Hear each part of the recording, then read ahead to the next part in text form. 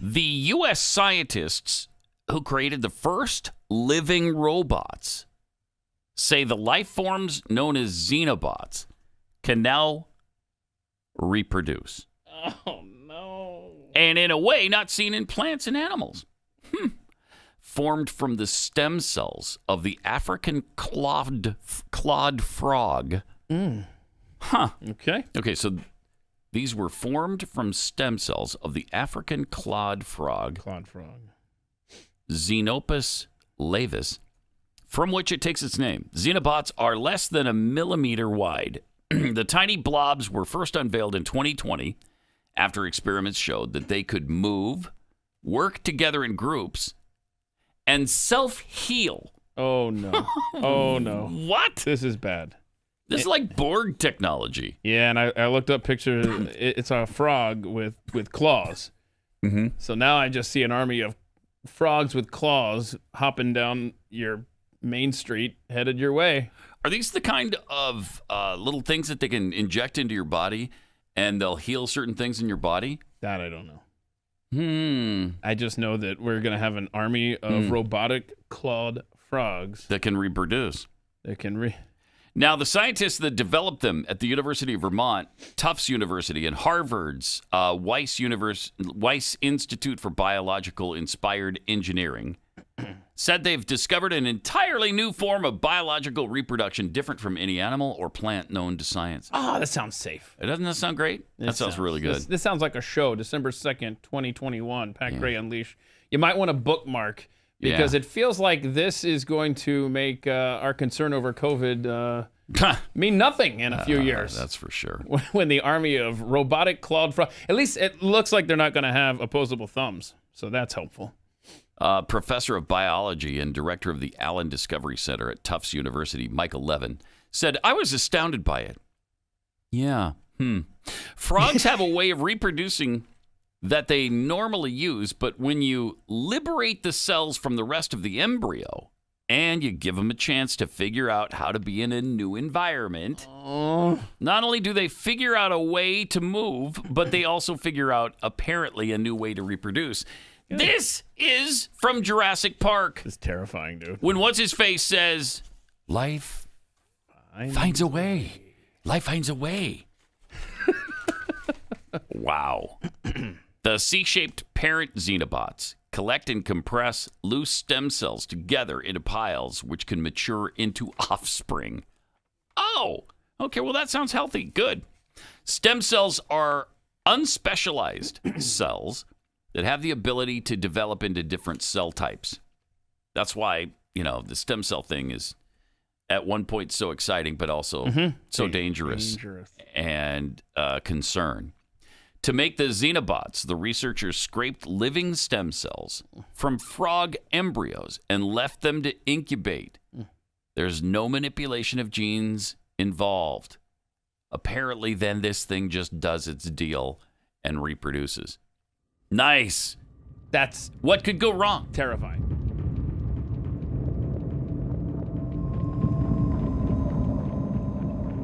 Vermont. I'm really happy to welcome you all on behalf of UVM and our partners, Tufts University and Harvard University. And a really big thank you to the folks at the Weiss Institute for Biologically Inspired Engineering at Harvard for organizing and hosting this conversation. We're really excited about it. So we're here to talk together about Xenobots. Some people refer to them as Xenobots. We can have a separate conversation about that sometime. These are the world's first living robots, and they are, in fact, I would argue, something new under the sun. They tap into, help us understand ancient forces as old as life itself. These are hybrids, biological machines that represent an amazing synthesis between computer design, human insight, laboratory expertise, artificial intelligence, and the innate capabilities and mechanisms of cells. Reported last year, Xenobots are computer designed. They're hand-built biological machines. They're assembled from frog cells that have been shown to be able to move on their own, find targets, retain information. And now, as you may know, in a new study published this week in PNAS, the proceedings of the National Academy of Sciences. The science team, the folks gathered here today, report that xenobots are able to self-replicate. It's a form of biological reproduction never seen before. So let me introduce you to the team. Josh Bongard is the Vinot Professor of Computer Science here at the University of Vermont and Director of the Morphology, Evolution, and Cognition Laboratory within UVM's College of Engineering and Mathematical Sciences. Mike Levin is the Vannevar Professor within the Department of Biology at Tufts University and the Director of the Allen Discovery Center at Tufts and the Center for Regenerative and Developmental Biology at Tufts. Mike is also a distinguished professor and associate faculty in Harvard's Wyss Institute. Sam Kriegman is a computer scientist who completed his doctoral work with Josh Bongard here at UVM and now holds a joint postdoctoral appointment at the Wyss Institute and at the Allen Discovery Center at Tufts. And Douglas Blackiston. Doug is the senior scientist at the Allen Discovery Center at Tufts University and at the Wyss Institute at Harvard as well. So it's now my pleasure to turn this over to my colleague, Professor Kirk Dombrowski. Kirk is the Vice President for Research here at UVM and a distinguished anthropologist and scientist in his own right, and a key leader and driving force behind the work that you're going to learn about during this webinar. So Kirk, over to you. Thank you, Josh. I'm delighted to welcome you to this webinar and to this conversation about a remarkable discovery and a remarkable new chapter in science. Like many of you on the webinar today, I'm amazed at this discovery, or should I call it invention, of living robots, and now this new result that they can replicate. It's a new form of biological reproduction. The scientists who made this discovery, who invented Xenobots, are here, and I'm going to turn this over to them shortly, but I want to take a minute and give you a sense of the partnership and larger landscape that's led us here. This ongoing research endeavor is built on partnership, a partnership that's allowed a team of researchers to create and understand these Xenobots, and which combines computer science and biology in truly novel ways. The partnership began as a collaboration between the University of Vermont and Tufts University and led to the creation in late 2000 of the Institute for Computationally Designed Organisms, the ICDO. I'd urge you to take a look at the ICDO website to learn more. The ICDO spans two locations, the Allen Discovery Center at Tufts University, led by Michael Levin, and the Morphology, Evolution, and Cognition Laboratory at the University of Vermont, led by Josh Bongard. And I'm delighted that this partnership is growing and deepening and is now expanded to include our wonderful host today at the Wyss Institute for Biologically Inspired Engineering at Harvard University. Please consider this a special thank you to our new partners. The most recent news and reason for being here today is the newest capacity of Xenobots, self-replication, the discovery that the world's first living computer-designed organisms can perform novel forms of replication, a challenging and potentially game-changing discovery that the researchers will discuss more fully.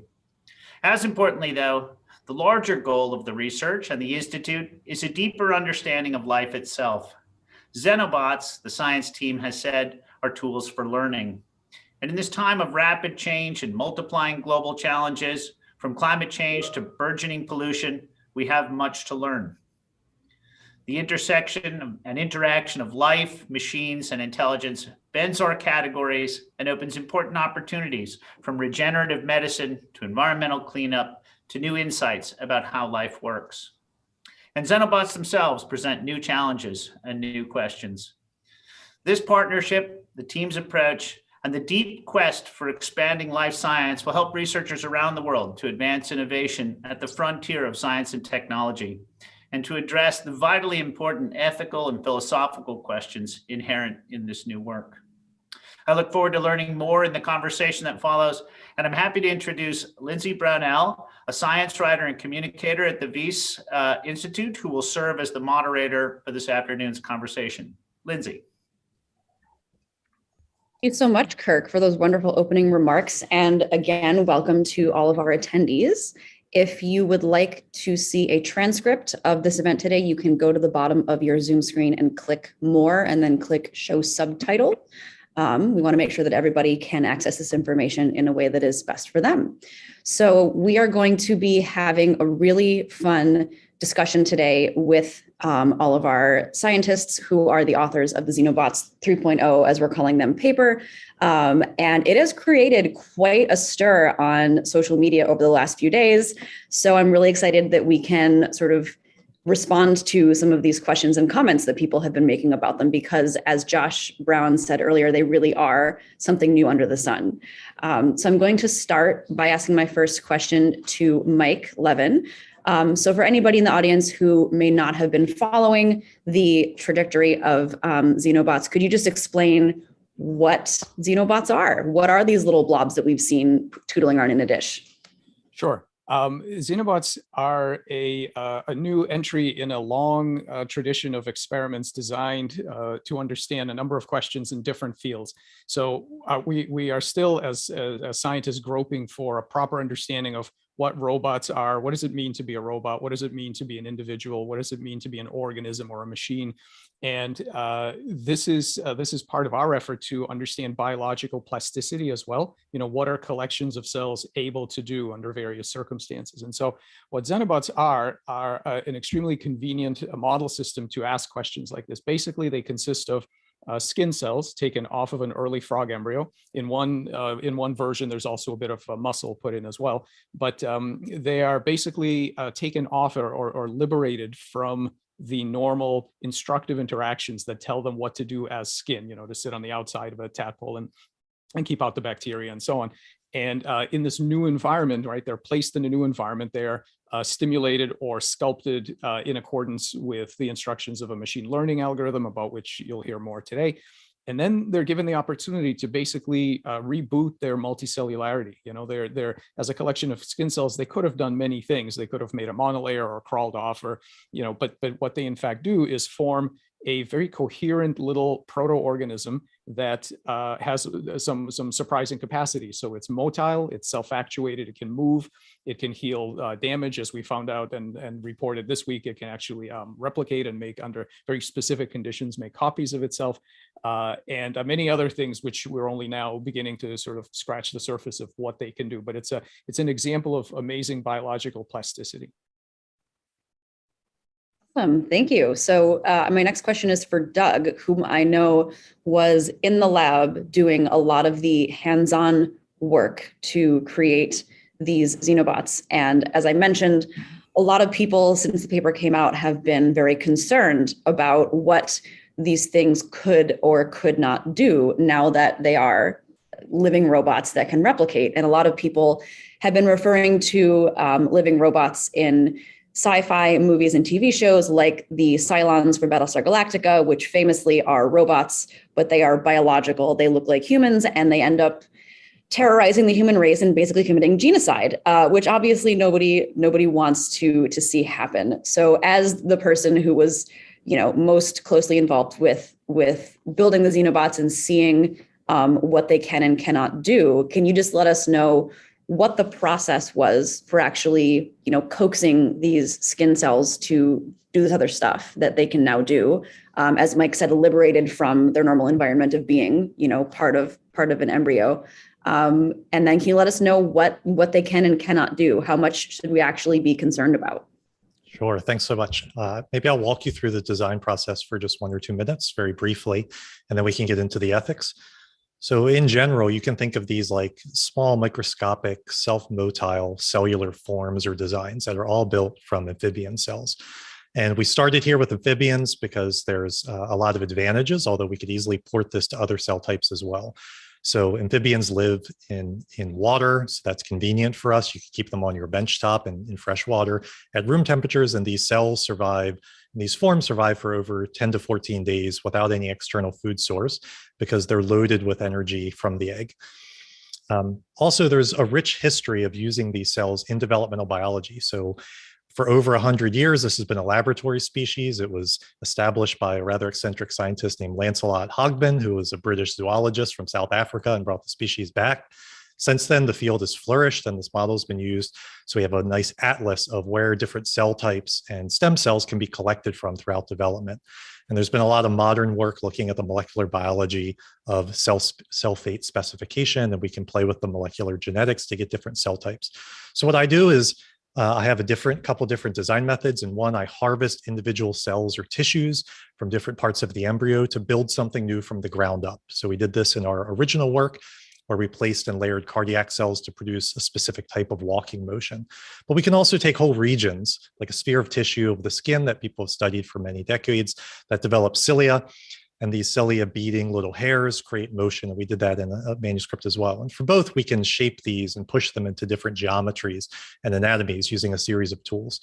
And then finally, some of the other team members will talk about the fact that we can also simulate these designs. So we can use a computer simulation in a virtual world to explore the types of behaviors or interesting phenomenon that we might want to generate. So regardless of the design, I often think of all of these as just different living materials with which we build. You could think of them as actuators for movement, scaffolds, and sensors. So after the design aspect, there's certainly ethics. I just want to specifically say that this is something we're very sensitive to as scientists, and this falls under multiple levels of oversight. So there's institutional regulations that are well established for anything involving living or animal material, as well as state and federal regulations, which have been worked out for many microbial systems that are genetically modified in laboratories. Also, I want to say at the university level, we have a committee that oversees any of our animal work. And this contains not only veterinarians and scientists, but also upstanding members of the community, which include clergy, lawyers, and ethicists that have to make sure that this pass the general ethics guidelines. And last, as you hinted to earlier, this system is extremely contrived, and what we see with the self-replication that some of the other members will talk about, it really only exists under a very specific set of conditions in a petri dish right now. So without supplying a rich source of frog stem cells to the system that are added externally by an investigator, the system falls apart and essentially the cells disintegrate after 10 to 14 days. So this is not capable of propagating without outside help. So if these Xenobots were to, escape the lab and end up in a pond somewhere, eventually, within about 2 weeks, there just wouldn't be any more of them. Sure. So frogs shed their skin all the time. When they shed their skin, there's often healthy cells, of which it's the same cell types we're using to build these constructs. And those cells go on to just decompose in the waterway and are harmless. Excellent. That's very reassuring, actually. So my next question is going to be for Josh, because this collaboration, as we've just been talking about, is a lot of developmental biology has informed this, but there's also a computational and computer science aspect to it.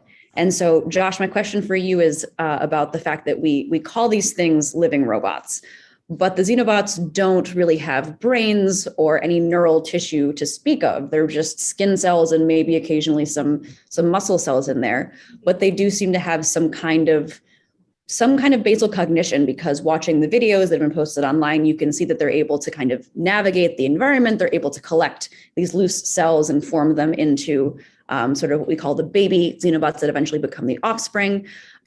So even though there's no brain involved, there's still some kind of cognitive function. So what can building things like Xenobots tell us about what intelligence and thinking actually are? Yeah, that's a great question, Lindsay. Thank you. So I'll start with brains. You mentioned brains. The Xenobots don't have brains. Looking at the Xenobots through the lens of AI and robotics, if you look at how AI has developed, we've sort of said to ourselves, well, humans, we have big brains and we're smart, at least some of the time. So it seems obvious that brains must equal intelligence. And this is one of the reasons why AI researchers are building ever larger electronic brains called neural networks or deep learners. We're dropping them into phones and self-driving cars. But all of us, I think, are starting to see the limitations of this AI approach, from funny autocorrect fails to the unintentional killing of pedestrians by self-driving cars. It's not that AI does this on purpose. All current AI are solipsists. AI simply doesn't know that any one or anything else exists. On the flip side, organisms, including those without brains, like Xenobots, use their bodies to push against the world and against other creatures, literally and figuratively, and they learn how those things push back. This allows them to figure out how to get what they need by working with others rather than ignoring them. And so this suggests, what we're learning from xenobots and other synthetic biology attempts, is that it suggests that intelligence is not something stored somewhere in the brain. Whatever is going on is a much more complex dance between body, brain, environment, and other sentient beings. Wow, that's actually very profound for us as humans too, because we like to think that we are, individual thinking, self-aware beings. But yeah, we are part of our environment as well, and our brain does send inputs out, but it also takes lots of things in when trying to figure out what is up and what is down. Absolutely. Thank you. My next question is for Sam, who is also a little bit more on the computational side of things, and I want to focus on the replication, that aspect of the Xenobots, which is, that's the new big thing that they can do. They can replicate, but the type of replication that they are doing is something that has never really been seen in biological creatures before. And as I'm sure most of us know, animals, plants, amoebas, fungi usually reproduce in one of a few ways. There's sexual or asexual reproduction. A lot of things reproduce by just budding parts of themselves off that then become new offspring. But in all of these existing types of biological reproduction, there is a component of the parent that ends up going into the child, just physically, whether it's just DNA or whether it's, there's parts of the mother and the father that make the baby. But in this case, the xenobots were collecting all these loose stem cells that were separate from themselves and were kind of aggregating them together. And then that became a new xenobot, which is sort of a replication by assembly, almost kind of like building things out of Lego blocks. So what are the implications of seeing this kind of replication in living organisms for the first time? Well, the xenobots tend to raise more questions than they answer. So I'm not sure exactly what the implications are at this point. If we zoom in on a xenobot to the level of a single cell, it's not new. It's a part of a frog. But then we zoom back out, and a xenobot doesn't look like or replicate like anything we've ever seen before in nature. They look more like robots building other robots, as you mentioned, more like robots than an organism reproducing. And in fact, around the same time that the very first autonomous robots were being built in the late 1940s, scientists were thinking about whether or not it would be possible for a machine to build a copy of itself. And it wasn't at all obvious that this would be possible.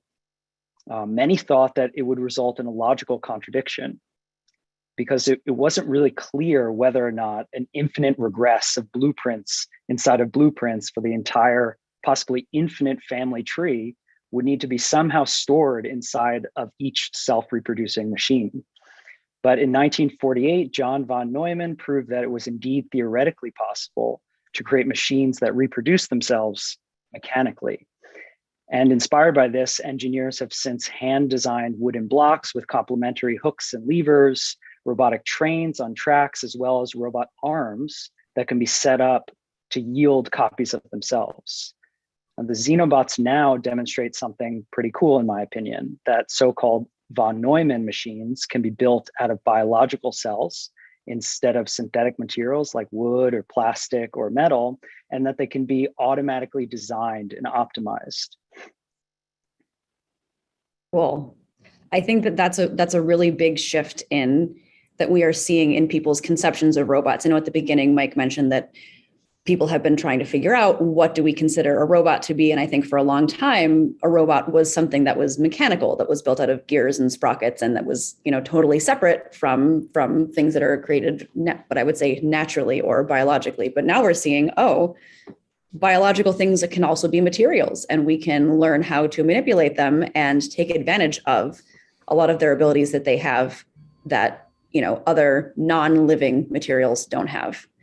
And that actually kind of segues nicely to my next question, which is going back to Doug. One thing that I want to call out about these xenobots is that their genes were not altered at all. And that these behaviors that we saw them doing that were not what we would expect from a normal skin cell being part of a frog all happened without touching their genomes. And I think a lot of people, when we talk about biological things being modified or having different behaviors, a lot of people think about things like CRISPR and gene engineering. But this kind of implies that, similar to what Josh was saying about how intelligence doesn't just live in the brain, we're seeing that behavior also isn't something that lives in the genes. It seems to arise from other places. So if these behaviors weren't coded into the frog cell's DNA, where did they come from? What caused them to manifest like that? Yeah, so I think there's a lot of developmental biology that goes into this, with the way that the cells will communicate and self-assemble and decision make as they're placed into these different contexts. And so there are some unexpected interactions that can happen there. And then what's interesting is also, on the flip side, there are some of these behaviors that are predictable. So when a cilia beats, you can generate flow, which may generate motility. And when muscle contracts, you can deform tissue in a way that might generate a walking behavior. So if you think about these things like springs and scaffolds and sensors, in addition to cells, I think the question then is how do you order the parts, or put them together, or allow them to assemble in a way to learn about, or to perform, or to enhance any specific behavior that you're interested in. So a lot of this falls in the developmental biology, but a lot of this also comes back to the simulator. So the simulator can survey this incredibly wide design space to allow us to hone in on interesting shapes, morphologies, and forms that can generate really interesting hypotheses about the types of behaviors that we may be able to generate or interrogate with the system. Awesome, cool, thank you. And you mentioned the simulator, which is the topic of my next question, which is going back to Sam. I think that when a lot of people saw in the information about Xenobots that it was AI designed, I think a lot of people sort of assumed that the AI was built into the Xenobots, and that the Xenobots were somehow using some kind of artificial intelligence to do what they were doing. But the AI part is actually, it was instrumental in helping to create the Xenobots, but it's not part of the organisms themselves. So could you just explain how that simulator was used to help you design the Xenobots? Sure. So here in this project, AI is a means to an end, which is a Xenobot that does what we want it to do. In more generally, the utility of AI as a design tool is that it speeds the design process, and it can come up with a diversity of unique designs that a human engineer might not think of. So in this project, we discovered something interesting, a unique form of replication. But there was a problem. This phenomenon was somewhat ephemeral. Self-replication only lasted for 1 or 2 generations. So we created a computer program that was rather simple. And all it did was predict how different Xenobot designs could prolong this behavior of self-replication that we observed. We know that body shape affects behavior. So we tried out billions of different Xenobot shapes in this simulation. And one of the best shapes was, funny enough, reminiscent of Pac-Man, a circular shape with a mouth. And at first glance, this was rather surprising. But in hindsight, after watching the behaviors in simulation and in the real living Xenobots, we have a much better intuition about why this computer design is so powerful. The mouth is used by the Xenobots to capture, collect, and essentially shovel loose cells into much larger piles than other designs could achieve. And because larger piles in this case equals bigger and stronger offspring, which are more likely to replicate themselves, it amplified self-replication.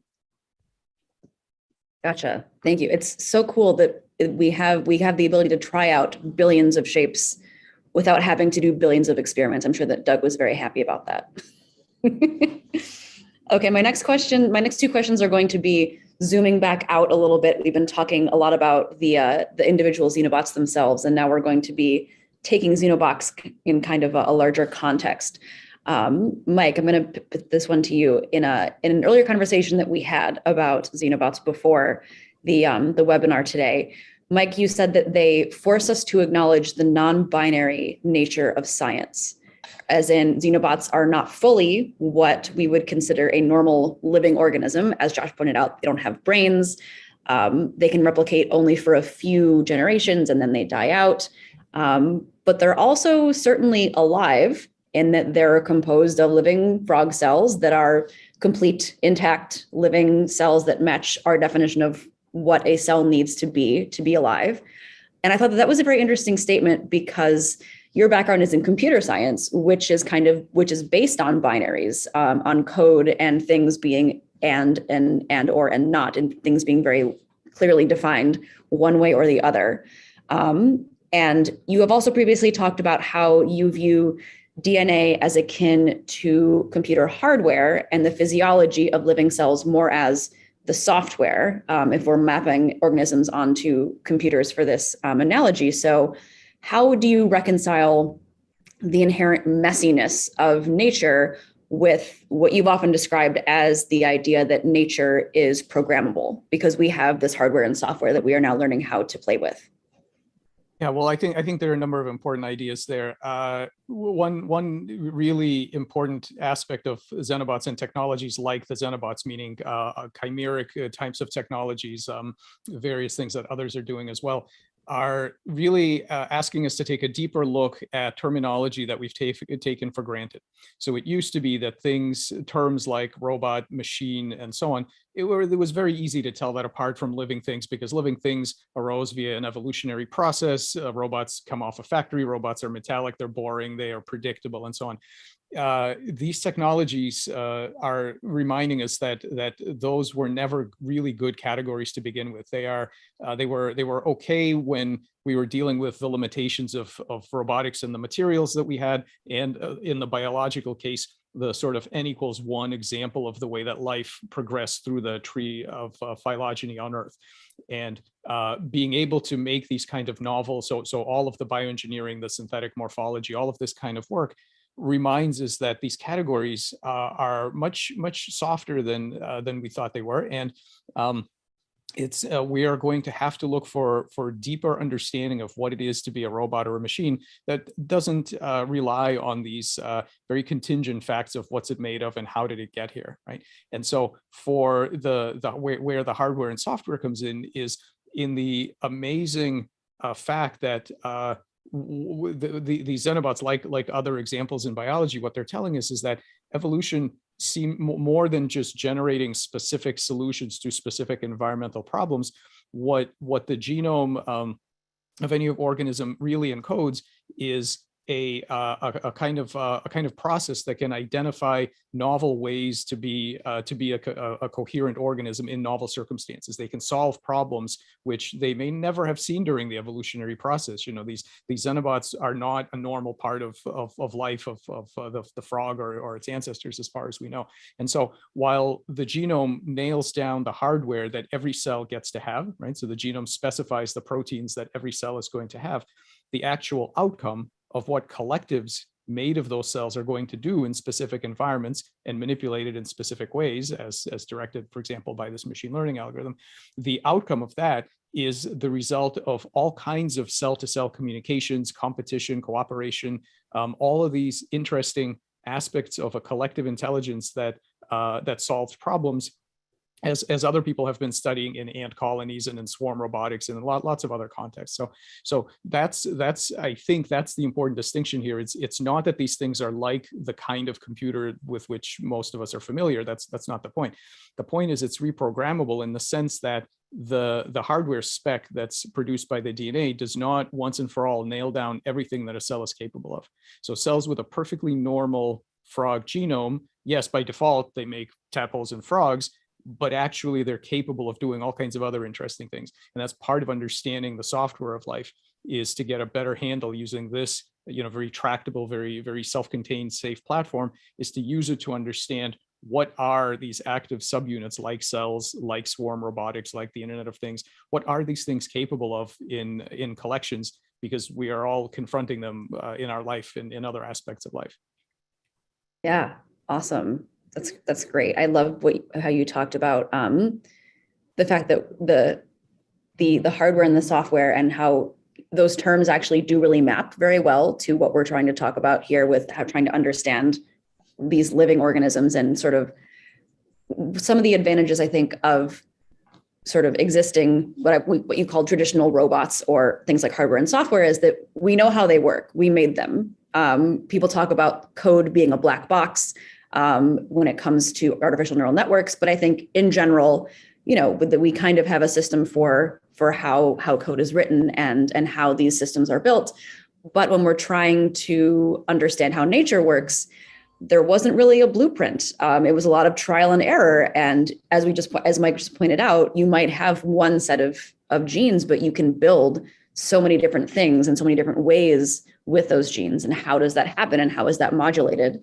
And so my next question is for Josh, kind of bringing us back to the computational side of things. I would say that the fact that we have been able to build things like robots and hardware and software have allowed us has given us kind of a vocabulary and a way of understanding life, to the point where a lot of people are trying to build simulations of the human brain out of computers, and sort of thinking about the brain as a collection of circuits, I think has really been a big revolution in how people are now trying to tackle that problem. But I'm curious to hear from your perspective, the inverse.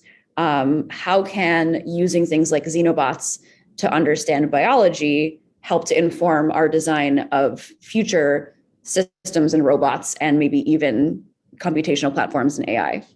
Yeah, that's a great question. The way to sort of draw inspiration from Xenobots in particular and biology in general is, again, to compare and contrast. So if we view the Xenobots as robots and then look at our current state-of-the-art robots, we can ask, how do they act differently? Someone on the panel mentioned that robots are not what they're made from, but what they do. Xenobots act very differently from traditional robots. One very clear difference is current state-of-the-art robots and AI is very easily fooled. There was a great recent example from a few weeks back in which somebody wrote the word iPod on a piece of fruit and presented that piece of fruit to an AI, and the AI was convinced beyond a shadow of a doubt that it was looking at an iPod rather than a piece of fruit. It's kind of a humorous example, but it sort of points out one of the potential limitations, the potential danger of our current AI technology. I think evil AI like Skynet may be scary, but what's even scarier is an increasingly intelligent entity that makes mistakes under certain conditions and doesn't know that it's made mistakes. In contrast, if you look at the Xenobots, they can't be fooled so easily. Doug did a great experiment in one of our earlier papers where even if something surprising happens to the Xenobot, like being cut almost in half, the injury is not surprising to the cells that make up the Xenobot. The cells somehow talk to one another and figure out how to stitch the bot back together again. So that tells us that in AI and robotics, we need to try and make machines built of machines built of machines. Individual cells are themselves more sophisticated sensor motor coordinated machines or robots that are beyond the capability of any existing robots. So if you build machines of machines of machines, then it's very unlikely that the world is going to be able to surprise all levels of this multi-level machine at the same time. That's something that I've learned as a roboticist from working with Doug and Mike on the Xenobots. And I think it suggests how Xenobots might blaze a new trail for us towards trying to achieve both useful and safe or not easily fooled AI. Next piece of this is, at the moment, we've been sort of using the AI to design Xenobots from an engineering point of view. Get the Xenobots to walk, get the Xenobots to swim, get the Xenobots to replicate. One thing we're looking at doing in future is trying to tell the AI to design a Xenobot for us that's conceptually transparent. That as the Xenobot goes about and does whatever it does, that it advertises to us its form, its internal function, and its adaptive behavior. And if we can see all of those three things, form, internal dynamics, and behavior happening at the same time, we might be able to pull out increasingly subtle mechanisms from biology and figure out how to build those into useful and safe AI and robots. That would be so cool. Just to watch a Xenobot just watching a Xenobot doing things and have it tell you, now I'm doing this because I found this thing, or I hit what I think is the edge of the dish. So now I'm turning around. That would be so cool. So I have one more question for the panel, and then we will get to the questions that our audience has been asking for the last 36 minutes. They are great. Some of them are very specific. Some of them are very general. So I'm excited to get to those. But my last question is going to be the same question that I'm going to ask all four of you, and I'm going to let you each answer individually. This is the third paper that your team has published about the Xenobots. As Josh hinted at, the first paper was published in 2020, only a year ago. It's hard to believe. What is time? You created the Xenobots, and then in the second paper, you showed that they could self-assemble from individual cells and that they lived longer and that they could record information. Now they can replicate. So my question for everybody is, what is next for this team and for this project? And what aspect are you most excited about? And that can either be in the immediate, what insights are you hopeful the Xenobots will reveal to us, or it can be down the line, what could these things possibly be used for, other than just really cool delving into the roots of biology. So I'm going to just go through the alphabet by last name. So Doug, we'll start with you. Sure. There's two things I'm interested in. One is very basic, which is we're really sort of working with a very small set of a Lego set, right? If you think of all cells as different Legos, we have a number of frog cells right now, but the possibility of the different types of cells that we could use to examine a system like this is huge. That space is quite big. And so I would love to see this move to other types of organisms, other cell types, and other environments, and sort of see the way that we could design and learn about how these systems would behave. And then on the more practical side, I really like this idea of sort of understanding how to generate or modulate goal-driven behavior. So what we see now is a lot of sort of spontaneous motion and emergent behaviors. And so if we could start to program or dictate the way that these move and sense stimuli and respond to stimuli, then you can start to get some really interesting programmable behaviors or guidable behaviors. And we can maybe talk down the line as a group about how that would certainly be really useful for biomedical and environmental applications as we move forward. Great. Thanks. Josh, you're next. Yeah, I sort of answered your question already, I guess. As an AI researcher, I'm most interested in figuring out how we can whisper in the ear of the AI to get it to design new kinds of living systems. We've seen recently AI designed proteins, AI designed drugs. Our group is tackling AI designed biology and organisms. How do we get creative AI to make useful living systems that do what we want and don't do what we don't want them to do? I think this is an open challenge that's going to involve many more researchers on the AI and biology side.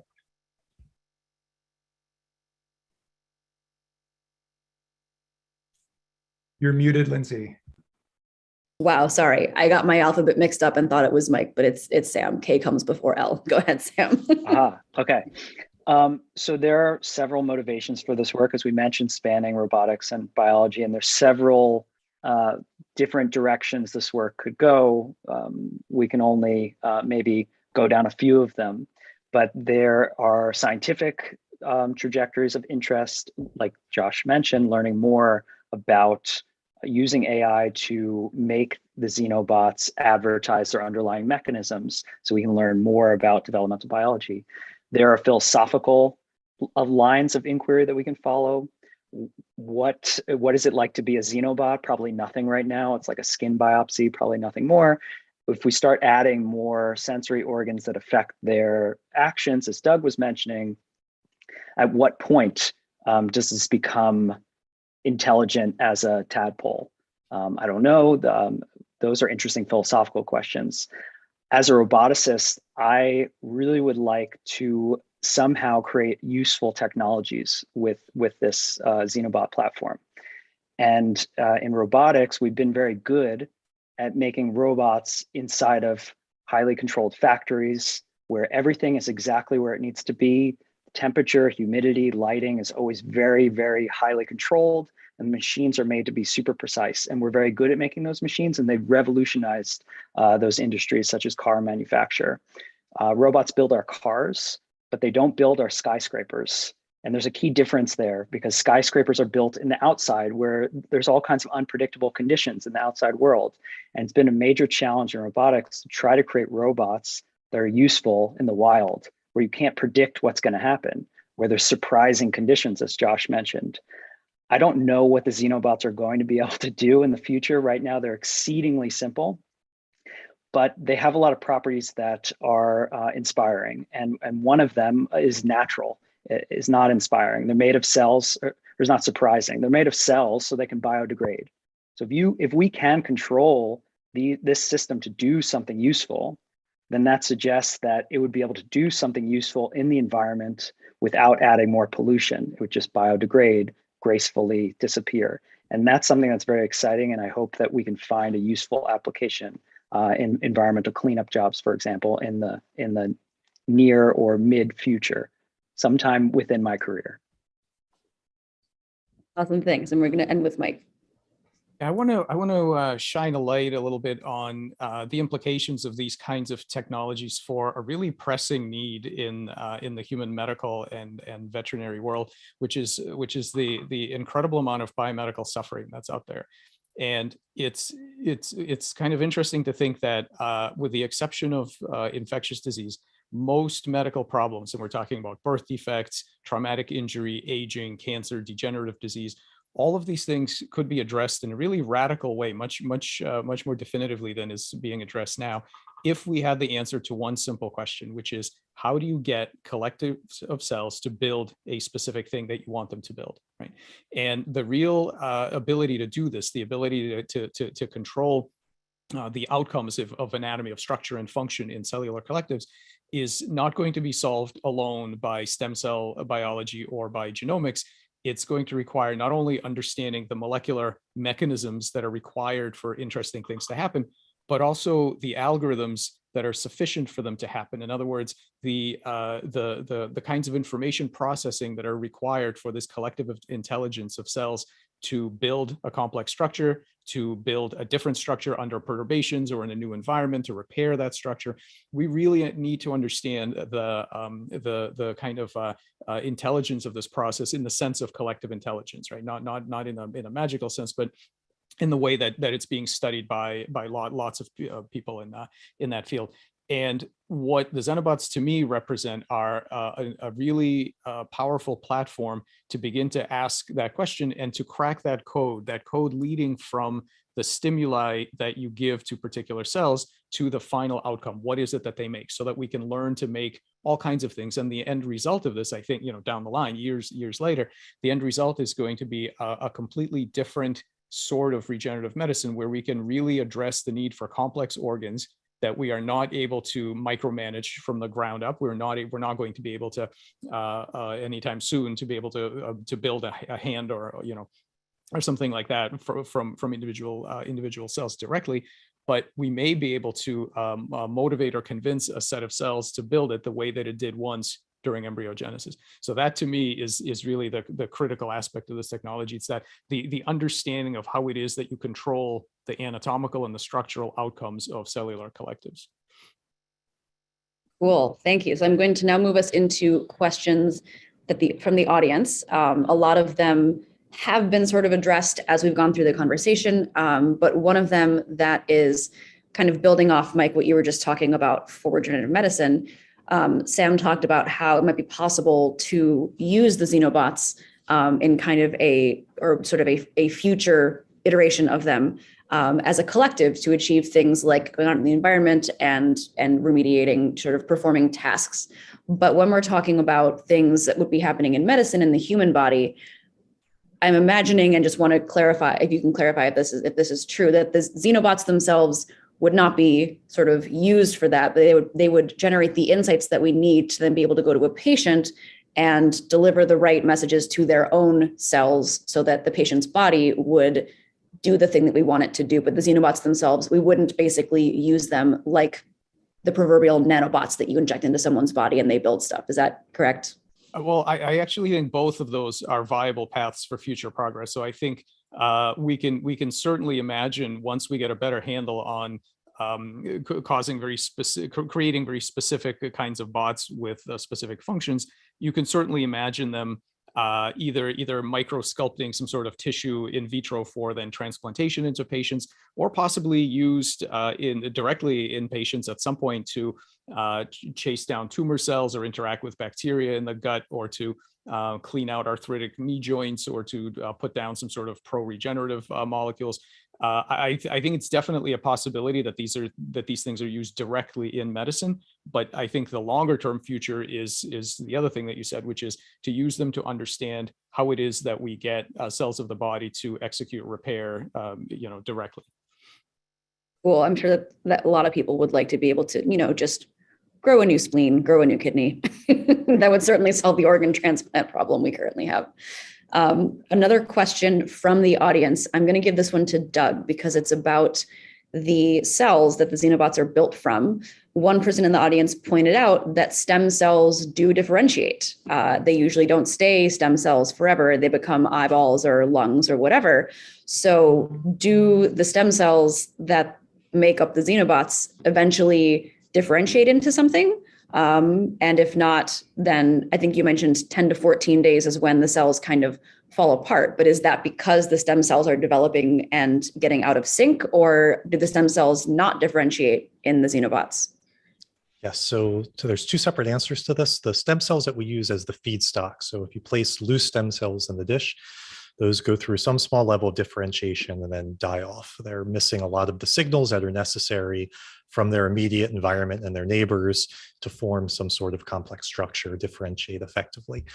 The ones that make up the Xenobots, it depends on how the construction method you're talking about. So some of these have muscle tissue, some of them have skin cells.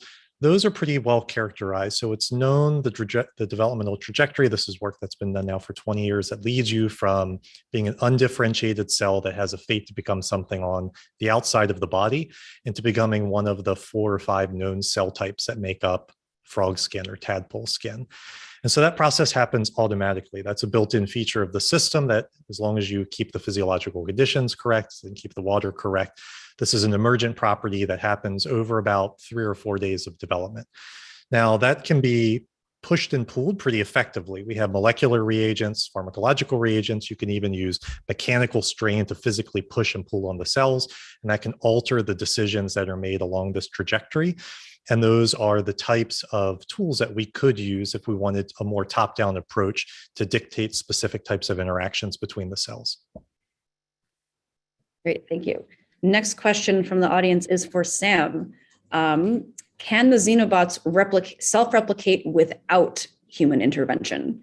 The videos indicate that they had to be first altered by cutting out a small piece physically to make the little Pac-Man mouth shape. So if the replication that we saw with the Pac-Man shape is not possible without the human interaction of cutting the Xenobots into that shape, can we really call it self-replication? Yeah, that's a good question. So no, there's still human intervention here. If Doug doesn't feed each generation with more loose stem cells from which to make piles that become offspring, then the system stops, replication terminates. That could be done by a machine, ostensibly, but here it's Doug, so that's human intervention. I think that it might be a mistake to think that self-replication is not self-driven if it relies on the environment. And all replication relies on materials, and the environment is just which materials they are and how small they are and what they are. In this case, the materials are cells. We don't go down any further than that. And they happen to be supplied by Doug each generation, but I believe that could be automated. But there is another part where the human comes in. I designed the AI program that was a human intervention, but these human interventions are minimal and much of the process is automated, which is very interesting from a scientific perspective. In some ways, again, that is reassuring that you still need to have a human involved. We're not going to have runaway Xenobots anytime soon. Next audience question is for Josh. What level of complexity will Xenobots achieve? At what point do you think you will need a nervous system? And do you have plans of connecting the Xenobots to brain organoids or other neuronal tissue? So kind of combining the biology and the computation there. Yep, that's a great question. You can probably guess that's on our to-do list somewhere, a list that grows ever longer.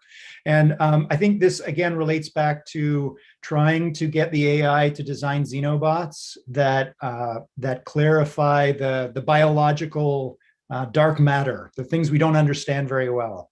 What are the kinds of things that what kinds of tasks could we set for our xenobots in which they're eventually going to need brains?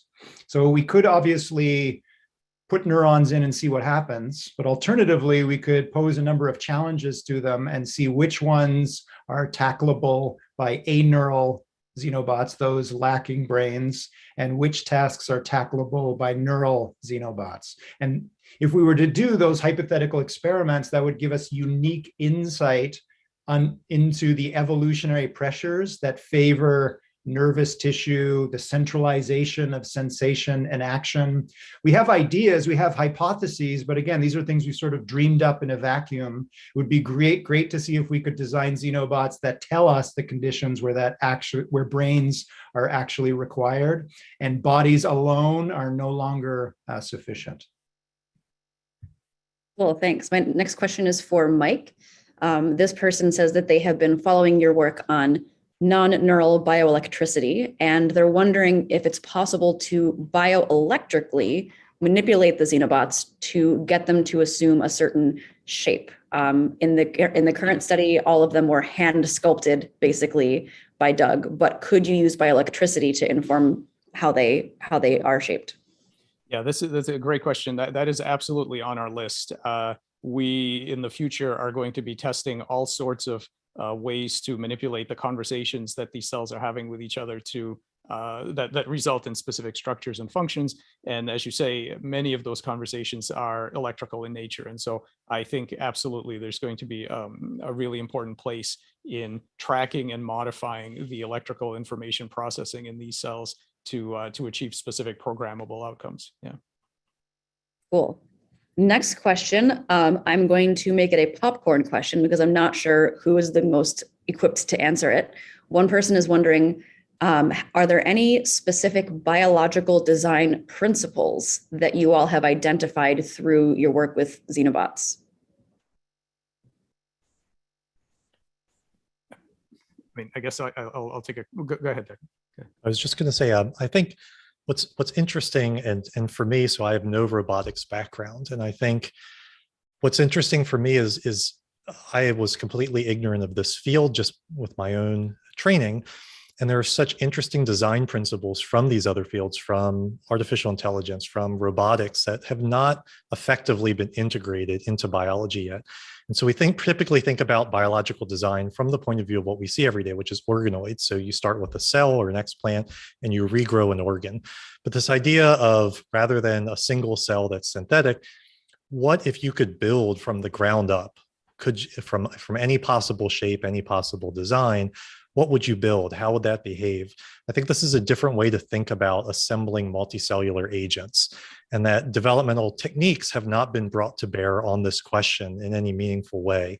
And so what we're seeing is that these fields, it's really nice to start to have a blender of these techniques. And it's not really about what is this, what is that, what is this called, how is this used? It's really these different tools for the jobs and different ways to interrogate a particular question. And so it's been really fun for me to learn about design principles from these other fields and sort of bring them into the realm of biology and start applying them to these questions. Great, thank you. I would say, just to build on Doug's question, from the opposite side, being somewhat naive about biology, I realize now in retrospect, we're building robots out of parts that have been around for 3.5 billion years, and they've been attending the School of Hard Knocks for all of that time. So you can rearrange them, you can do all sorts of things to them, and they somehow manage to find a way to form into some stable, higher level structure that is completely missing from all of our technology. Robotics, AI, computers, vehicles. You rearrange the parts in your car or your phone, and you have an inoperative machine. I think that is sort of the one meta biological organizational principle that I've taken away from this work so far. Yeah, and building on both of those concepts is this idea that what we have in biology is this kind of multi-scale competency where every level of organization is, everything is not simply made of parts, but each of those parts is competent in solving important problems in various spaces. And it remains to be understood how, taken together, that kind of architecture gives this amazing plasticity where these cells that have evolved for eons to have a very particular reliable behavior and turn into a tadpole and so on, under novel circumstances, they will figure out a way to, for example, self-replicate in an entirely novel way that they never had to do before. So this ability to solve new problems in new environments in new ways is somehow an outcome of the evolution tinkering with this multi-scale architecture. And that I think is very powerful on both ends. We have to understand it both in biology and on the computer science side.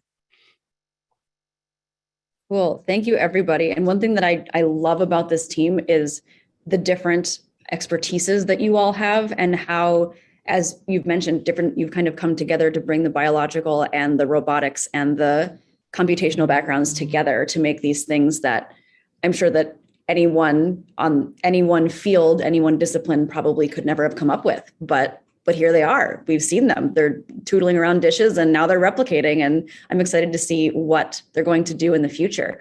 So I'm going to invite Josh Brown back on to close out the session. And we had so many great questions that we unfortunately weren't able to answer live on air. We will try to answer them in the days and weeks to come. If you want to put your questions on the Wyss Institute's YouTube channel, we are going to be posting a recording of this video. So if you have specific questions, you can leave them as comments on our YouTube page and we will do our best to get answers to them. So let's go ahead and turn it over to Josh. Other Josh. There are two Joshes on the panel. It's confusing. I like to think of myself as Josh the Lesser. Anyways, thank you all so much for this magnificent and insightful conversation. Especially thank you to Lindsay and the whole team there at the Wyss Institute at Harvard for this terrific work. And there's so many people behind the scene that pull science together and pull events like this together. So thank you to you folks. And thank you to this science team. It's a remarkable a line of work you're involved in, a remarkable team at the University of Vermont, at Tufts University, at Harvard University, working together to make this this set of insights and this path into a really remarkable future. So thank you all for this. You've been listening to conversation about Xenobots, and the study appears in the Proceedings of the National Academy of Sciences. It's called Kinematic Self-Replication in Reconfigurable Organisms. Thanks all for listening in. And as Lindsay said, in the weeks and days ahead, we will attempt to answer the various questions that are coming in from around the world. So thanks all for your Thank you so much. wonderful insight. Thank you, everybody. Thank you, everyone. Bye.